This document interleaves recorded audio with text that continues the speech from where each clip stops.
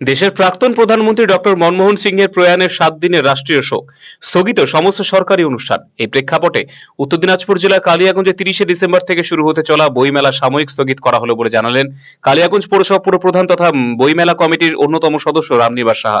তিনি বলেন, আগামীতে যেভাবে সরকারি নির্দেশ দেওয়া হবে সেই মতোই পার্বতী সুন্দর উচ্চ বিদ্যালয় মাঠে পুনরায় জেলা বইমেলার আয়োজন করা হবে।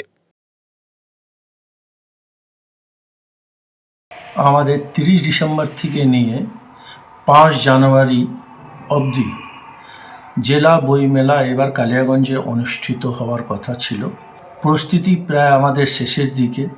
তার মাঝে গতকাল ভারতের প্রধানমন্ত্রী ডক্টর মনমোহন সিংয়ের অকাল প্রয়াণে আমরা ভারত জুড়ে শোকাহত এবং 7 দিনের উনি যে শোক দিবস পালনের যে সরকার ঘোষণা করেছেন তার মধ্যে এই 7 দিনের জন্য যে 2 তারিখ অবধি আমাদের শোক দিবস পালন হবে, তার জন্য আমাদের বইমেলা আপাতত ক্যান্সেল করা হলো, স্থগিত করা হলো।